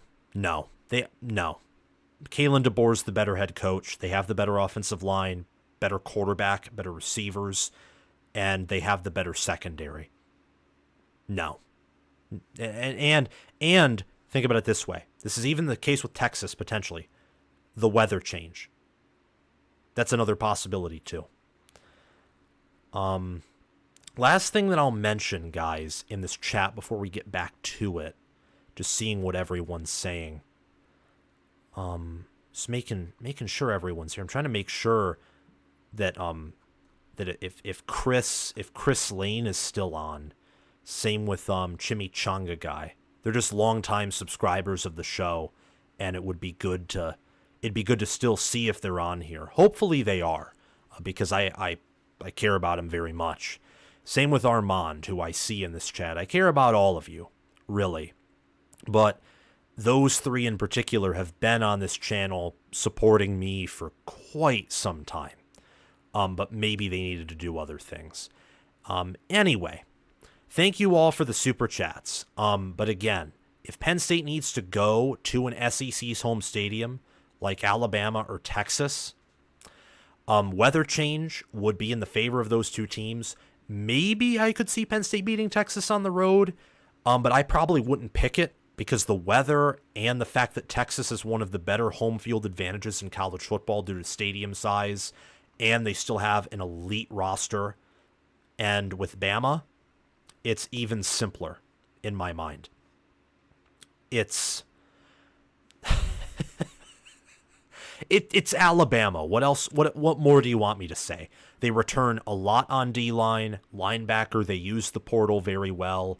And Milroe, with an offensive line that has seniority and upside with Kalen DeBoer, well, I don't know what to tell you. That's going to be one of the best offenses in all of college football. But let's get back to it. Nice to see that Chimichanga guy is still here. And, yeah, whether it is Armand Hammer or Chris Lane, hopefully you guys are on here too listening. But I'm glad that you all are on. How many concurrent viewers do we have just before we get back on here? We have about, says 18, which I'm very happy with. But let's continue with this. Okay, so moving on, I want to briefly talk about these games. First and foremost, Texas at Michigan. What do I think about the Longhorns traveling to Michigan in week 2? Well, I'll tell you. Texas has a advantage over Michigan in terms of returning production, returning starters. They have a big-time advantage offensively in the fact that at every position, except for tight end and running back, rip to C.J. Baxter, hopefully, and by rest in peace, I mean injury-wise. He's alive. He's recovering. I pray that he recovers very well, but he's done for the year, sadly. And I hope that he heals up and has a massive 2025 season. Even God willing, if there's a way for him to return this year and be healthy, I would hope for that. But he is out. He is done. Outside of tight end and running back, on the O-line, quarterback, and receiver, Texas returns more, and they bring more in. And at quarterback, I'm going to tell you right now, Quinn Ewers will be better than Alex Orji or Jack Tuttle or whoever starts. And Silas Bolden, Matthew Golden, and Isaiah Bond will be better receivers than Michigan starters in Tyler Morris and Samaj Morgan and Frederick Moore. And the offensive line, I think that Kelvin Banks and what they have there, John Majors at center, they could be better than Michigan on the offensive line. I'll tell you the truth, and returning production will say that they will be. And on the defensive line, they have Alfred Collins. They have Trey Moore, who had over 10 sacks last year. They were one of the nation's best teams last season, and they return a lot from that team. But they also lose a lot. They lose all 3 of their receivers, Jordan Whittington, Adonai Mitchell, Xavier Worthy. Ewers was inconsistent last year. They lose Tavondre Sweat and Byron Murphy, who were arguably the 2 best defensive tackles in all of college football last year per Pro Football Focus. They lost one of their better cornerbacks, Terrence Brooks, who transferred away to Illinois. They did bring in Andrew Makuba, though, at safety. So their secondary should be better than it was last year, but they have questions there. They have questions at linebacker, the interior of their defensive line. They have questions at running back now with Jonathan Brooks leaving and C.J. Baxter being hurt. And it's a road game for Texas. It's in the Big House. It's not going to be anything that will make them melt over or fall over and die, because just look at what they did to Alabama last year. But they're facing a different challenge than they faced with Alabama last year. Number one, they'll be playing a better defense. Alabama's defense last year was top 10, but it was nowhere close to being the nation's best. Michigan's this season looks to be top 5 per S&P Plus, and per also my research. And Bill Connolly, if you don't believe in me, believe in Bill Connolly. He's a genius. Michigan's defense is projected by him in his S&P Plus rankings to be the 3rd best defense in all of college football. Michigan is, well, they may not have as much NFL talent at secondary as Alabama did last year, because they lost Mikey Sainer still. Rod Moore's going to be hurt and not play, and Josh Wallace is gone. They have Will Johnson, who is a better cover corner and better corner than anyone Alabama had last year. And combine that with Makari Page and Quentin Johnson and incoming transfers Amir Hall and Wesley Walker, Michigan will have a better secondary. Michigan will have a better defensive line with Derek Moore, Josiah Stewart, and especially with Mason Graham and Kenneth Grant and Rayshawn Benny on the interior. With Dallas Turner and Deontay Lawson at linebacker last year for Alabama, for Michigan, they have Ernest Hausman and Jayshon Barham. I'd suspect that Alabama last year had a better linebacker room. I know they did at pass rush. Overall, besides that, I don't know if they did, but I'm going to say yes, because they had a really good linebacker core, and Michigan does have 2 new starters. But Michigan overall should have the better defense. Also, do I need to mention that Kevin Steele is not as good of a defensive coordinator as Wink Martindale? I think that Saban honestly hired him as a placeholder for 2023, or as a move of saying, I don't exactly know, because I'm not an SEC insider, but I'll leave that be. Michigan will have the better defense. Michigan will also have a similar offense, but probably, while worse in passing, better on the ground. Alabama last year early was very inconsistent in passing the ball. Jalen Milroe was not accurate, and the offensive line was ugly. I mean, Jalen Milroe did not take pressure too well. Part of that was on him. The offensive line was not that good in pass block either, or in run block. Michigan, given I think they've had much better development than Alabama over the previous few seasons on the line, and they have a better tight end than Alabama did this time last season. And I think, dare I say it, better running back. I think Donovan Edwards, with his 2022 and 2023 resume, was better than Jace McClellan or Roydell Williams. Michigan also has Kalel Mullings, who will be a good power back. Michigan will have the better rush offense. They'll have the better defense overall. I don't think they'll have the same pass offense. But Texas, they'll be better in the secondary this year. They'll be weaker on the interior.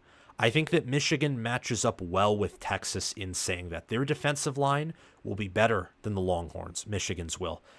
Michigan's offensive line versus Texas's defensive line is a little bit different, because I do think that Barron Sorrell plus Trey Moore, their 2 defensive ends, their defensive end duo, could very well be better, could be superior. And for now, I'd say they are going to be superior to Michigan's offensive tackles. I think Miles Hinton will be very good, but Andrew Gentry is a big question mark. And Trey Moore, especially him, also Barron Sorrell, are proven players, and I think Trey Moore will transition well from UTSA to the real UT in Texas.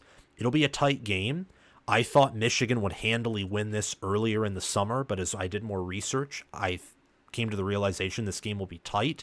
I do think Michigan will win this, but that's just a thought. And after the game against Fresno State for Michigan and Colorado State for Texas, who should be respectable opponents for both teams, I think I'll know a little bit more, because just one game of these teams playing won't tell us everything, not nearly enough, but it is something, and something is much better than nothing. Quinn Ewers will decide the game for Texas and how high they play to their ceiling. For Michigan, it's all about their offensive line. They could have a mediocre or below average quarterback in Orgy or Tuttle, and if their offensive line is elite again with the defense they have, they could just game control Texas to death and not even pass for 150 yards. If that happens, Michigan's offensive line being elite along with their defense, they could do to Texas what they did to Penn State last year. Not to the same extreme, but to, like, they pass instead of for, running for 50 attempts or 40 attempts and passing for 10, they pass for like 15 or 20 attempts and run for anywhere from 30 to 45 attempts on the ground. Up next, USC at Michigan. This is another interesting game. And I look at USC and I think that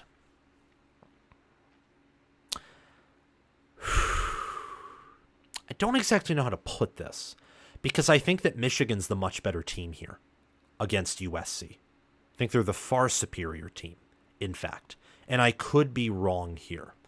But if I were to play devil's advocate, I would say that Michigan losing the amount of secondary players that they have lost and losing the offensive linemen that they've lost, if worst comes to worst for Michigan's secondary and their offensive line, and if USC's defense is reconstructed in the best way it can, and Miller Moss and Mekhi Lemon and Deuce Robinson and Zachariah Branch play well at wide receiver, and I think they will, and I think Miller Moss will be good. Combine all those factors, and USC all of a sudden could actually have a matchup advantage of some kind. Michigan would probably have an advantage in the trenches still, and they have home field advantage. But here's USC. If defense pans out, if quarterback and wide receiver are good, most importantly, if the offensive line is good, at least, and if Michigan's defense is a little shakier at DB or shakier on the O-line, then I think you have something. Honestly, you have something against Michigan, and that could result in a win. But that right there is devil's advocate. I think overall Michigan USC only returns about 50% of their production. Michigan returns about 40%. They each return similar amounts of starters. USC used the portal more than Michigan did, but they needed to use the portal more than Michigan did, because Michigan last season would have beaten USC by like 30 points on a neutral field. So they needed to use the portal a lot more than Michigan did. And with it being at home and USC's defense, I think, being wrecked still to a certain degree due to Alex Grinch, I think Michigan will win this game. They'll game control USC. They'll win by multiple scores and possessions in my mind. Up next, Ohio State at Oregon. I look at this matchup and, like many others, see that it probably will be the most entertaining and perhaps the most high-stakes matchup in the Big Ten. Could be the most high-stakes matchup in the country.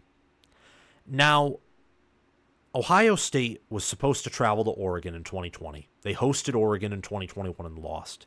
Michigan State traveled to Oregon in 2014 and hosted them in 2015. Michigan State and Ohio State both travel to Outson this year, except this time it's a conference game. Imagine that. The new Big Ten, 18 teams. The old 14, or that's a lie. It's actually the old 11. If you want to go before the 90s, it's the old 10, plus Penn State, Rutgers, Maryland, Nebraska, Washington, Oregon, USC, and UCLA. Though I'd say Penn State at this point has been in the Big Ten long enough to where they're a traditional team. And Nebraska better fits in the Big Ten geographically than Maryland and Rutgers. So I could shave some of the, requisite time in the conference to require you to be named as a traditional Big Ten team. I could shave some of that time off Nebraska and even grant them traditional Big Ten status, because they fit in better than Maryland and Rutgers and any of the West Coast teams do. But this is a conference game. And I have Oregon and Ohio State with similar levels of rosters. They're both strong in the passing offense. Their questions both really relate to trench play in my mind. But for Ohio State, it's their O-line. For Oregon, it's their defensive line and linebacker core. They have... This is kind of ridiculous. People have questioned both head coaches, Ryan Day more so, but also Dan Lanning due to his 0-3 record against Washington and the fact that, he just got one win against Washington last year, especially in the Pac-12 championship game. He could have went to the playoff, but he didn't. Both coaches are elite. I think especially Ryan Day. I think, in fact, I'd reclassify Dan Lanning as near elite. But you look at everything these rosters have. Several NFL players. You have wide receivers that if you took the best of Oregon and you took the best of Ohio State and made a wide receiver room out of that, it could be the best wide receiver unit in all of college football history. Of course, that's combining both rooms. 2019 LSU, several Alabama teams, and others had better individual receiver units, but that's how talented these receiver rooms are and would be if they were combined. They're the best wide receiver units by a mile in the Big Ten are Ohio State's and Oregon's. And Oregon's quarterback and Dylan Gabriel, I think, is the best in the Big Ten. I think that Ohio State is the best secondary in the Big Ten, and the best secondary matching up with the best passing offense, not just in the conference, but perhaps the country. This could be the number one passing offense versus the number one pass defense, matching up in Outson in a new environment for Ohio State, really. And that's what's interesting. A lot of people have this pegged as a loss for Ohio State, and I get it. And at one point, I predicted that to happen. I almost predicted Ohio State to lose this game. On top of the game, I think they'll lose at Penn State. Hint, hint. But Ohio State overall has an advantage, I think, in the outside play, in the perimeter play, in the backfield of both the offense and the defense. They have the better running backs. They have the better secondary, the safeties, and the corners. And at wide receiver, it's kind of a push, I got to be honest. I'd favor Oregon based off of depth, but in terms of taking the two best receivers and only looking at them, the two biggest threats, Ohio State with Emeka Egbuka and Jeremiah Smith versus Tez Johnson and Evan Stewart, Ohio State with those two receivers, with the two biggest threats, probably has the highest ceiling out of those. With Dylan Gabriel versus Will Howard, it's clear that Dylan Gabriel is better, but you also have to keep in mind that Ohio State is the better defense. So they'll be able to, in theory, negate the advantage that Gabriel has over Howard. Howard, because of Oregon's questions in the secondary room, could actually finish that game with a better stat line than Dylan Gabriel, despite being the inferior quarterback. So there's a lot of things at play here. I think Oregon has a slight overall advantage in the trenches, but I think Ohio State has a pretty big advantage on the outside. And when it comes to the middle of the field, I think Ohio State will have the better linebackers. They'll have the better running backs. Oregon has probably the better tight ends, but there's a world where Ohio State ends up with the better tight ends. And I think that on the D-line, Ohio State's better. O-line, Oregon's better. When you zoom in on the interior, though, Ohio State is stronger on their interior on both sides of the trenches than they are on the exterior, in my opinion. For Oregon, they're stronger on the exterior than they are on the interior, on their O-line. On the D-line, I'd say their D tackles are better than their D ends. Overall, my rule in the Big Ten is when a matchup is close, you look at the interior trench play, and you look at the head coaches. You also look at strength and conditioning. Oregon, I think, is better strength and conditioning. I think Day is a better head coach than Lanning, certainly much more experienced, especially in a game like this, it matters. And Ohio State has the better interior trench play. So I would favor Ohio State to win this matchup. Ohio State at Penn State is in my opinion, a different story, as I've already talked about. But I can see a world where Ohio State wins this game. And I think that the biggest issue in really this matchup for Ohio State is their offensive line. What can your offensive line do against a Penn State defensive line that was number one in run stop last year? They only allowed 75 rushing yards per game. And number one in sack rate. They sacked opponents on nearly 13% of their dropbacks last season. That's insane. That's like 1 out of every 8 or 9 dropbacks a team had, boom. Adisa Isaac or Devontae Thomas or Donnie Dennis Sutton or Chop Robinson or Abdul Carter or Dominic DeLuca or Curtis Jacobs is just in the backfield. Can't do anything about it. Just done. You're eliminated. Sack, loss, you're out of rhythm now as an offense, and you'll probably have to punt it to Daquan Hardy, which is scary because he returned a few punts for touchdowns last season. Daquan Hardy is gone, same with Adisa Isaac, Chop Robinson, Curtis Jacobs, but Kobe King is back, Devontae Thomas is back, Donnie Dennis Sutton is back, Abdul Carter is back and better than ever. Tony Roas is going to take a huge step forward after playing plenty of time as a true freshman last season. And Ohio State's offensive line, yes, they returned 4 starters. I know this. But they have questions. I'm telling you, this is not me hating. Here, it's not me hating. I'm wearing an Ohio State t-shirt. I am a Michigan fan who admires Ohio State, who thinks Ryan Day is an elite head coach. And I want Ohio State to be good. Of course, as a Michigan fan, I want Michigan to beat Ohio State. But I'm not picking them to, because that wouldn't be objective. It is more likely, based off of matchup, home field advantage, and all the other factors that matter combined, including returning production, that Ohio State loses to Penn State or Oregon compared to them losing at home to Michigan. It's just more likely. And I picked Penn State to beat Ohio State.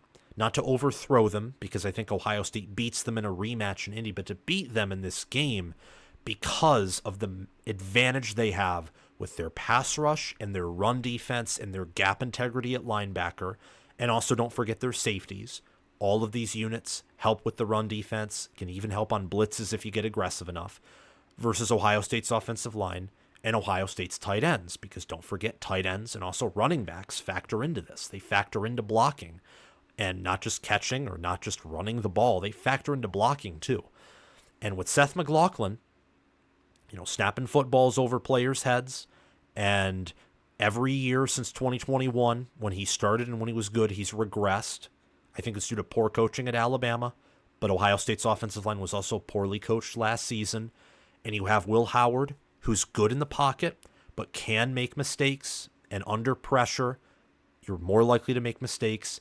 I just think that's a bad matchup. Ohio State, if they have a good offensive line, my best mode of attack if I were Ohio State would just be to try to do what Michigan did last year and just run, and see if Penn State is still vulnerable there.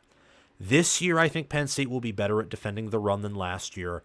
I think that they will be worse at getting to the quarterback than last year, but not by much. I still think they'll have one of the nation's best, if not the nation's best, pass rushes. And yeah, that's really why I'm picking that game. I gotta be honest. That's why I'm picking Ohio State and Penn State to go in favor of the Nittany Lions. But devil's advocate for Ohio State says James Franklin can't win a big game, which, he technically can, but the question is, will he? And he hasn't won a big regular season game since 2016. Ohio State has the better wide receivers. They have the better secondary. They have the better running backs. They have the better head coach. They've won in Beaver Stadium multiple times before. Their roster knows what it's like to win in Beaver Stadium. That's important. This game will likely not be a night game. It likely will be a big noon kickoff. unless Ohio State loses to Oregon and Oregon-Michigan is an undefeated matchup, then it could be the whiteout. So that's another thing to pay attention to. If Ohio State loses to Oregon, they're going to be more likely to play in a whiteout at Penn State. So that Oregon game is very important for Ohio State because undefeated Oregon and undefeated Michigan is definitely being taken by Fox because that will be viewed as a bigger matchup, understandably so, than a one-loss Ohio State traveling to a Penn State team with an easy weak sauce schedule. So if Ohio State wants to maximize their chances to win at Penn State, they funnily enough have to beat Oregon to make sure they get a favorable time slot. That sounds weird, but the whiteout is a big advantage. A night game in any stadium with 100,000 fans is an additional bonus to already being in a stadium with 100,000 fans. And on top of all those reasons I just listed, Ohio State could have the better defensive line, and Will Howard was the better quarterback than Drew Aller last year in terms of quarterback efficiency, so he could also be better than Drew Aller. And if all of those things that I just mentioned, all those possibilities, go in favor of Ohio State, well, then Penn State's not winning this game because I don't think they have the head coach to overcome so many potential disadvantages. If all those disadvantages fire, I don't think they will. I think Ohio State, I think their offensive line, they could also have the better offensive line than Penn State, but I think Penn State will have the better offensive line. I think they'll have the better defensive line. Penn State will have the better linebackers. Penn State, I think, will have the better quarterback. And I think that Ohio State, and I could be wrong on this, I do think that while Jim Knowles will get more aggressive with new linebackers, I'm curious to see how effective they'll be at stopping the run. Last year, they had a top 20 run defense. Maybe it was higher, and just because they faced Notre Dame and Michigan and Penn State and also Missouri in their bowl game, that their run defense was underrated statistically, but they had some issues, especially in stopping the short and intermediate run. Ohio State's defense was very good at not giving up explosive plays. Well, Penn State isn't built to get explosive plays. If their roster is utilized properly, Penn State is built to take chunk yardage and work with it. That's how they beat Iowa by 30 points last year, is they averaged like every single play was anywhere in between like a yard and 10 yards, and they averaged like 5 or 4 or 6 yards per play, and they just took advantage of it. Against Ohio State last season, they had like a big run by Singleton and a big catch by Theo Johnson, and outside of that, it was a ton of short plays, incorrectly designed, may I add. They should have ran more short run plays, but they're built to take advantage of any yardage they can find because they have good tight ends, they have a good offensive line, they have a quarterback who is just indestructible. He's a gimme on QB sneaks, and they have a good running back room. And this is the matchup I was just talking about, that if it's undefeated, it'll take the primetime spot for Fox. This will be a noon kickoff if it's an undefeated game, as Penn State, Ohio State, and Oregon, Michigan is the same day. But I look.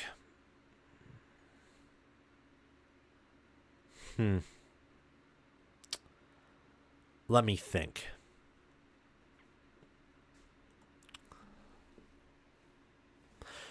Yeah, streams won't last this long in the regular season, guys, by the way.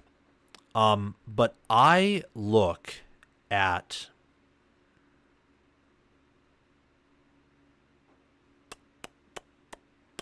apologies for the pause, but this is such an interesting game for the reason that this is a complete contrast of styles. I hope you realize this. Oregon, yes, they're physical, but honestly, with their receivers, that's going to be their mulligan. That's going to be their mojo. That's going to be their finesse, is Dylan Gabriel, Tez Johnson, Trayshawn Holden, Gary Bryant Jr., and Evan Stewart. Also, don't forget about Jordan James. That will be their mojo. Skill players. Just straight up skill players. And if you want to factor in the defensive backfield, think of Jabbar Muhammad, who's going to be their best player on defense. That's Oregon's mojo. Same with being aggressive, wanting big plays, and being full of energy. Now, Michigan shares some things in common with Oregon. Michigan wants to be aggressive. They're full of energy. But Michigan, their mojo will be trench play. Their mojo and their finesse and their non-negotiable will be defense. Oregon's will be offense. Oregon may have the nation's best offensive line. And if not for Alabama and Georgia existing, I would say they would have a lock to have the nation's best offensive line. Michigan, I have as the nation's number one defensive line. And if not for Penn State and Ohio State existing, I would say it is the lock, perhaps the lock of the decade, to have the nation's best defensive line. Last year's, it was the nation's best. But this year's, when you return the NFL talent that they have and you recruit the way they do and develop the way they develop, I'm just telling you, Michigan's non-negotiable will be their D-line against the ultimate body of pizza, the collection of meat and force and power and grit that will be Oregon's offensive line. Josiah Stewart and Derek Moore against Josh Connerly Jr. and a Johnny Cornelius. Mason Graham and Kenneth Grant against Marcus Harper II, against Matthew Bedford, and against Iapani Lalolu. And Jayshon Barham and Ernest Hausman plugging the gaps. And you also have an intriguing matchup on the other side. Oregon's D-line and Ohio State and Michigan's offensive line are the more unproven units in their respective trenches. Michigan has no starters returning from last year, unless you count Miles Hinton. And Oregon's D-line last year got blown up by Washington's offensive line. And I mean blown up. Washington averaging over 4 yards per carry on the ground on anyone last year is impressive. And Dylan Johnson was a good running back, not great, not elite. But Washington was also much stronger at tackle than center than guard. And yet they still ran for a little over 4 yards per carry on average against Oregon. That's factoring in even the sacks that Oregon got, the minimal amount of sacks too. Oregon very much struggled to get pressure on that offensive line. And while Michigan's offensive line won't be as good as Washington's was last season, because I don't think they have multiple NFL picks on this offensive line, but maybe they do, at least high-level NFL picks. Miles Hinton could be a first-rounder if everything goes his way. Greg Crippen is a good and proven player. Giovanni El-Hadi and Josh Preby are good guards. Andrew Gentry is the biggest question, but he was recruited highly out of high school, and he's been developed at Michigan for a while now. On Oregon's side on the D-line, you have Derek Harmon, Jamari Caldwell, you have Mateo Uyunglele, and Jordan Birch. And there are other players, too, for Oregon, particularly in the defensive tackle room, like Keon War-Hudson and Amari Washington. You got to love this matchup because it's all about physicality, but there's also an element of finesse. Michigan's wide receivers are a massive question. Same with Oregon's secondary, though I think Michigan's receivers are more questionable than Oregon's DBs. And then you got Michigan's secondary, one of the best in the country, matching up against one of the best wide receiver units and one of the best passing offenses factoring in quarterback in the country. It's incredible. Incredible. Truly, it is a matchup where you look at everything and things just start canceling. It's like a bunch of algebra or a bunch of math, and you look closely at the numbers, at the equation, and you see all these opportunities to cancel out all the different numbers. That's what this matchup's like, with just Michigan being at home, and consequentially, I think Michigan's home field advantage with the stadium they have, it's the same with most stadiums, any stadium that's at Michigan's capacity. Their home field advantage, I think, is closer in value to a touchdown plus the extra point than just 3 points in the field goal. So the question here, in my mind, with Michigan and Oregon canceling out each other on the offensive line and the defensive line. I think Michigan's D-line will be far superior to Oregon's D-line. I think Oregon's O-line will just be superior to Michigan. So I think Michigan has a slight trench advantage, but not enough to where it just neuters Oregon. That won't happen. Oregon will not be put to sleep by Michigan. That won't happen. They have too good of an offense. And they also have too good of a defense, especially for a Michigan offense that looks to be one-dimensional. They'll be great at running the ball, but at passing the ball, they have questions.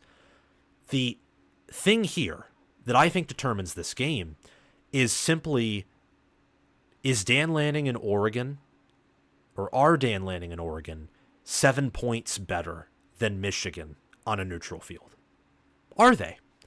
Are they, on an average basis in a 10-game series, studied, analyzed, and, yeah, just in the record books? In a 10-game series, would Oregon on average be anywhere from 7 to 10 points better than Michigan on a neutral field? If the answer is yes, then Oregon wins. Straight up. If the answer is no, then it's either a very close game in which Oregon or Michigan wins. If Oregon and Michigan, I would say, are equal from a power ranking standpoint, Michigan wins and could very well game control this game. If it's about Oregon -3 on a neutral field, Michigan probably wins close. I'm just saying, the offensive lines and defensive lines cancel each other out. The secondaries and receivers neuter each other. At tight end, that's a matchup that goes in Michigan's advantage big time, because Michigan and Oregon will have similar linebacker rooms. I personally believe Michigan's will be better, but for the sake of argument, let's say they're similar, or even that Oregon's better. Colston Loveland's a far better tight end. Far better than Terrence Ferguson. And Michigan easily has the depth that Oregon does in the tight end room. Quarterback is Oregon's biggest advantage. They have some mobility with Dylan Gabriel. He has underrated legs for sure, and he's very accurate. So there are a few matchup advantages that can go either team's way and maybe break the game.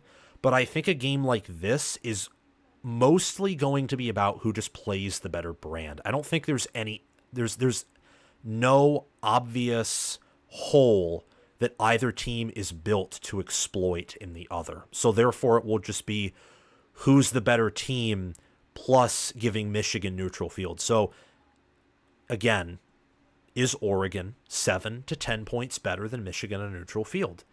There's an argument for it. I don't think they are. In fact, I think neutral field, Michigan would match up better with more teams, especially the good ones in the country, than Oregon, because I think Michigan is better in the trenches and better up front. And I think in terms of winning it all, that's where it matters. I, again, could be wrong there, but just from that perspective and that belief of mine, I would pick Michigan to win this game. But it will be a close game, just like Oregon against Ohio State, just like Ohio State versus Penn State, and just like Michigan at Ohio State. This is where we end the show. Tell me in the comments, in the live show, who do you think is winning this game? Michigan or Ohio State? We'll close it off here. I was going to go longer and talk about some other things, but I don't think that's exactly a good idea. We're already 2 hours in. My longest show for the regular season will be 2 hours, and we're already over that, just about.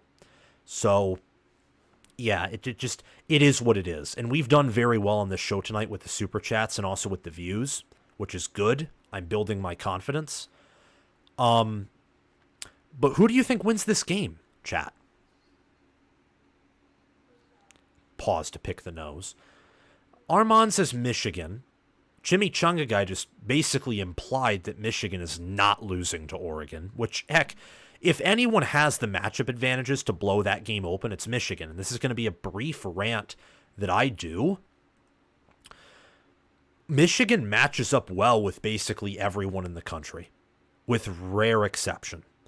The only teams that can match up well with Michigan are teams that can make Michigan's offense one-dimensional and have the integrity at either defensive line or linebacker. And by integrity, I mean like top 10 at both positions to limit Michigan's ground attack and an elite offense. Which you narrow that down, and the only team who's guaranteed to have that's Georgia. Georgia's the nightmare matchup for Michigan, which is ironic because last year I think that Michigan was the nightmare matchup for Georgia, actually, because Michigan was good enough at running the ball and great enough at passing and had a great enough defense to where they could have covered any of Georgia's strengths, but not this season because of all they've lost in the passing attack. A lot of people are saying Michigan. Some are saying Ohio State. But what I say is Ohio State wins. That's what I'm going to leave it at.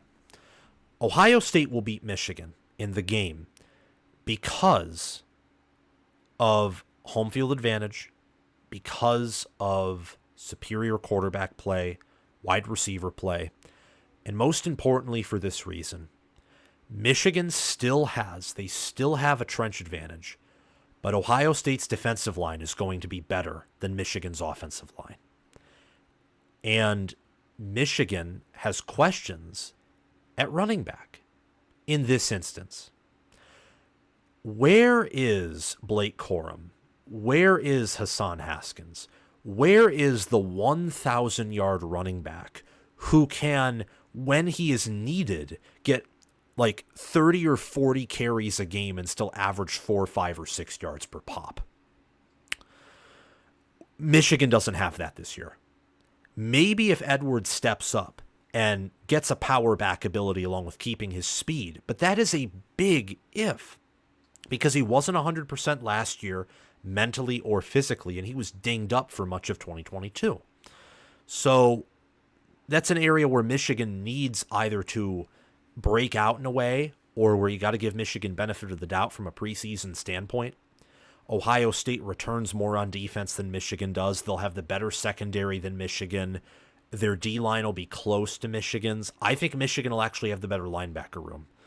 But while Michigan is slightly better at both D-line and linebacker, Ohio State is significantly better at secondary. And that's okay because they're significantly better than everyone at secondary this year. And Ohio State can also afford injuries at linebacker and on the defensive line in a way that I don't know if Michigan quite can. They'd still experience a drop-off, particularly on the D-line, but if Kenneth Grant or Mason Graham goes down, and I hope they don't, you got Rashawn Benny, but he's not as good as either of those two. If one of the DNs goes down, your pass rush could be halved.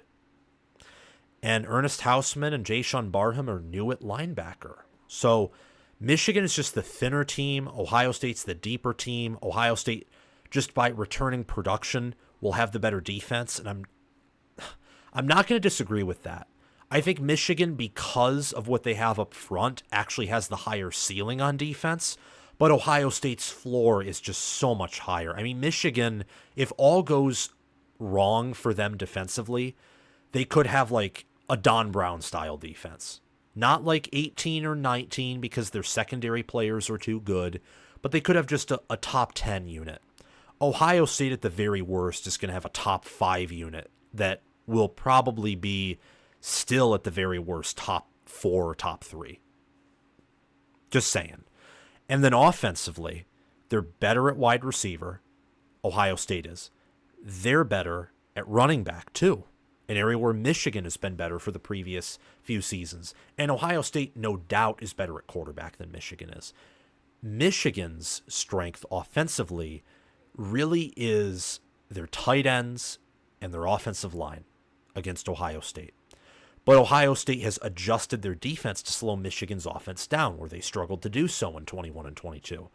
Michigan can make all the adjustments they want to try and better puncture Ohio State's defense or to shut down Ohio State's offense, but they don't have the same depth they did last year, and it's on the road.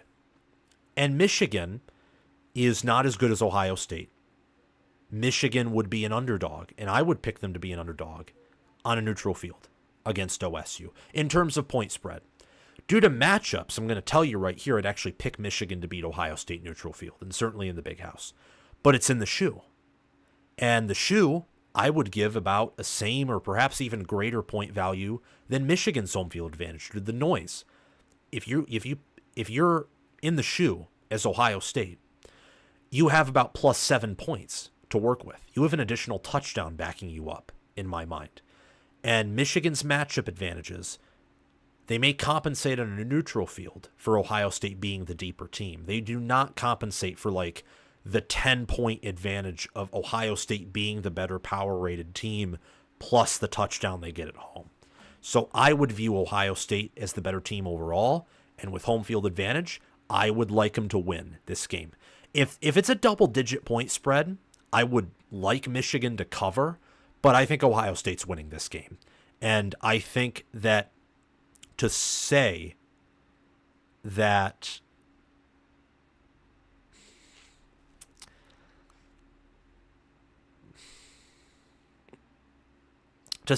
Michigan will win again for the 4th year in a row, it's possible.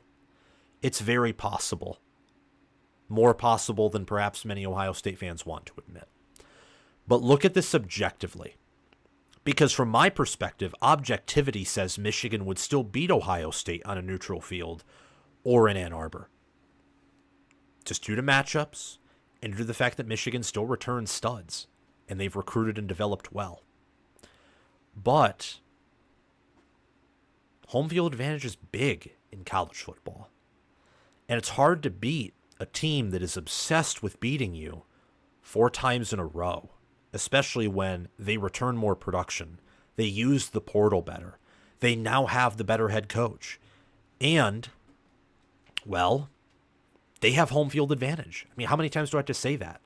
Michigan, the last time they beat Ohio State twice in a row in Columbus was, you have to go back several decades. The last time it happened where Michigan beat Ohio State twice in a row in Columbus in a top 10 matchup was never. Michigan would make history to go in Columbus and to win this game in what I guarantee will be a top 10 matchup ranked. Even if Ohio State has 2 losses, because of the nature of their strength of schedule and the fact that if they lost to both Oregon and Penn State, which is possible. Hold on a second. Hey! Hey! He took my wrapper. It's trash. I'll finish my stream and get down.